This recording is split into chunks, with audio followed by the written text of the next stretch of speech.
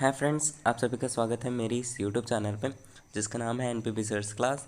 तो जैसा कि आपको पता है और अगर नहीं पता है तो मैं बता देता हूँ कि एसएससी जीडी कांस्टेबल की नई वैकेंसी आ चुकी है।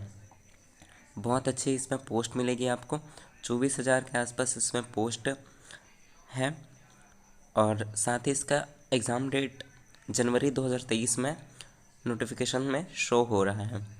तो आपके पास ज़्यादा समय नहीं है, तो आप अभी से अपना प्रिपरेशन स्टार्ट कर दें क्योंकि ज़्यादा समय नहीं है इसके एग्ज़ाम के लिए।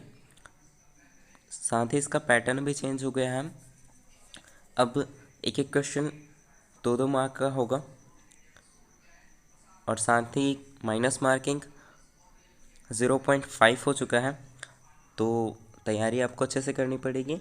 80 क्वेश्चंस आएंगे और 60 मिनट आपके पास टाइम रहेगा, तो अच्छे से प्रिपरेशन करिएगा।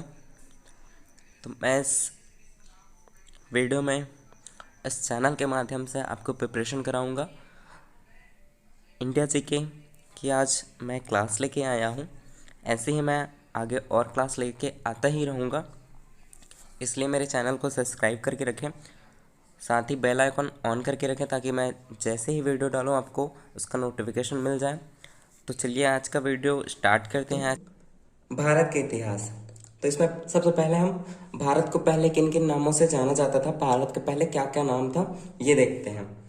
तो भारत का आर्यवर्त, भारत भारत किसके नाम पे पड़ा? राजा भरत के नाम पे, ठीक है। और हिंदुस्तान, हिंदुस्तान किसने रखा? मुस्लिम इतिहासकारों ने। और इंडिया यूनानियों ने रखा, ठीक है। तो ये तो हुआ भारत की प्राचीन नाम, ठीक है। अब देखते हैं भारत के इतिहास को 3 वर्गों में बांटा गया है। सबसे पहला है प्राचीन भारत, दूसरा मध्यकालीन भारत, तीसरा आधुनिक भारत। तो आज के वीडियो में हम प्राचीन भारत के बारे में पढ़ेंगे, जिसमें हम प्राचीन भारत के धर्म ग्रंथ के बारे में पढ़ेंगे।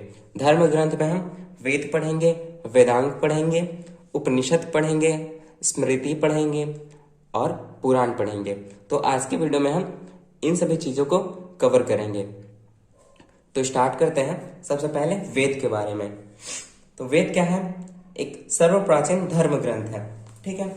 ये मैंने वेद लिखा है। वेद क्या है? सर्वप्राचीन धर्म ग्रंथ है, याद रखेंगे। फिर जो वेद के रचयिता हैं उनका नाम है महर्षि कृष्ण द्वैपायन वेदम व्यास जी, ठीक है। ये वेद के रचयिता हैं। वेद कितने प्रकार के हैं? तो वेद 4 प्रकार के हैं, ठीक है। तो ये हुआ वेद के बारे में। वेद 4 प्रकार के हैं, वो कौन कौन से हैं? पहला है ऋग्वेद, दूसरा सामवेद, तीसरा यजुर्वेद, चौथा है अथर्ववेद। तो इस प्रकार से वेद 4 वर्गों में विभक्त हैं। तो सबसे पहले देखते हैं ऋग्वेद के बारे में। ऋग्वेद क्या है? सबसे प्राचीन वेद है। यहां मैंने क्या बताया? वेद जो है ये सर्वप्राचीन धर्म ग्रंथ है, ठीक है। वेद सर्वप्राचीन धर्म ग्रंथ है और जो वेद है अपना ऋग्वेद, ये सबसे प्राचीन वेद है, ठीक है। इसकी जो भाषा है वो पद्यात्मक है, ठीक है। जो ऋग्वेद है इनमें गायत्री मंत्र का उल्लेख है, जो सूर्य से संबंधित देवी सावित्री को संबोधित है, ठीक है। ऋग्वेद में इंद्र के लिए 250 मंत्र और अग्नि के लिए 200 मंत्र, ठीक है।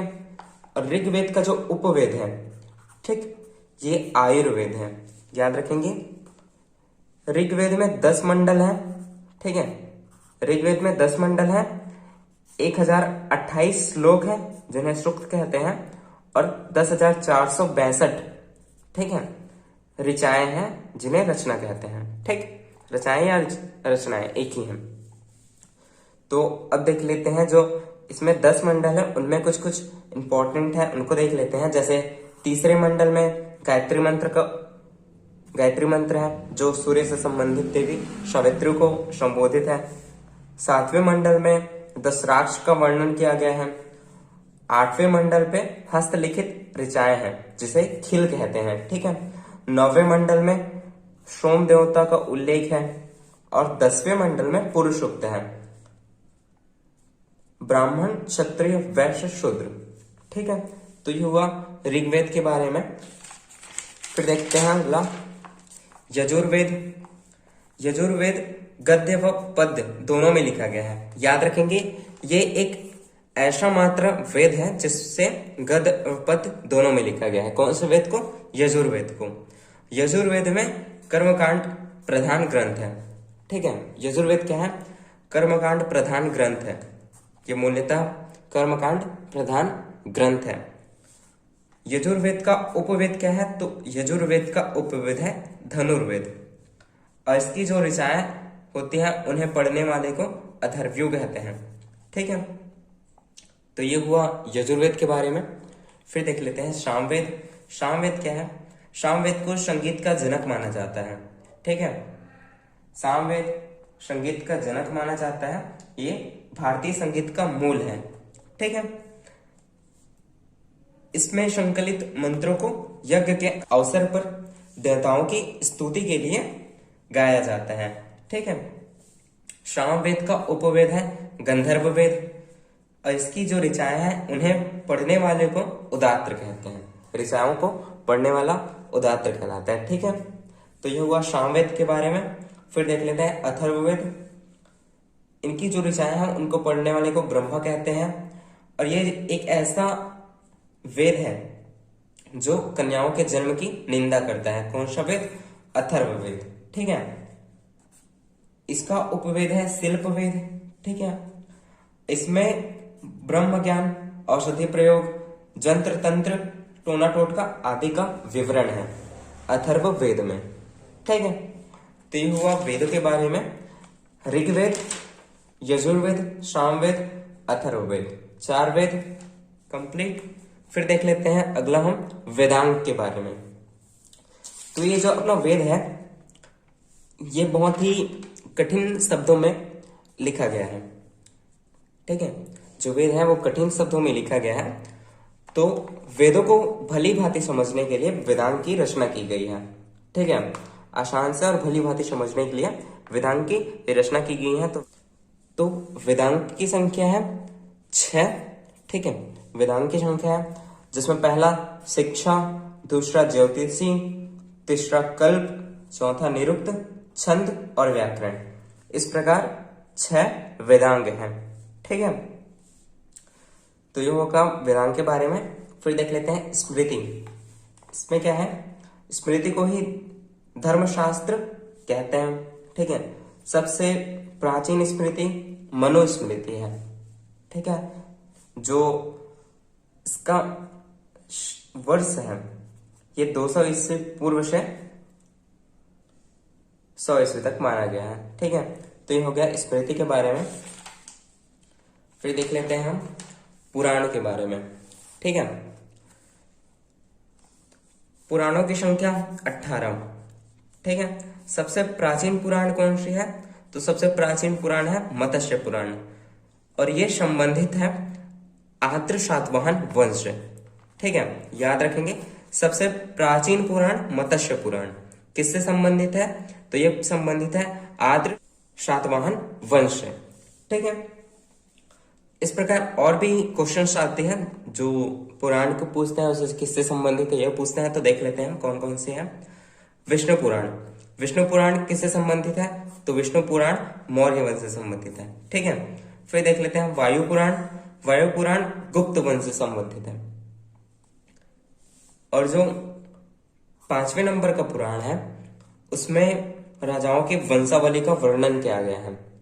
ठीक है, तो ये इंपॉर्टेंट बातें थी पुराण के बारे में। फिर देख लेते हैं उपनिषद। तो उपनिषद की संख्या 108। ठीक है, और उपनिषद किस पर आधारित है? तो उपनिषद आधारित है दर्शन पर। ठीक है, दर्शन पर आधारित है अपना उपनिषद। और ये उपनिषद ऐसा है जिसमें गुरु के समीप बैठकर ज्ञान प्राप्त किया जाता है। ठीक है, सबसे प्राचीन उपनिषद कौन सा है पूछे तो सबसे प्राचीन उपनिषद है छंदोग्य उपनिषद। सबसे प्राचीन उपनिषद है। ठीक है, और जो अपना आदर्श वाक्य है राष्ट्रीय आदर्श वाक्य सत्यमेव जयते, ये उपनिषद से लिया गया है। कौन से उपनिषद से लिया गया पूछे तो ये लिया गया है मुंडकोप उपनिषद से। ठीक है, लिया गया है अपना आदर्श वाक्य। तो ये हुआ उपनिषद के बारे में। इस तरह मैंने जितने भी मैंने स्टार्टिंग में बताया कि मैं धर्म ग्रंथ में वेद, वेदांत, स्मृति, पुराण और उपनिषद कंप्लीट करूंगा, वो मैंने कंप्लीट किया। आई होप कि आपको समझ आया होगा। अगर आपको समझ आया, वीडियो आपको अच्छी लगी तो वीडियो को लाइक करें, कमेंट करके बताएं कि वीडियो आपको कैसी लगी। साथ ही हमारे चैनल को सब्सक्राइब करें ऐसे ही और वीडियो पाने के लिए। तो आज के वीडियो में इतना ही, मिलते हैं नेक्स्ट वीडियो में।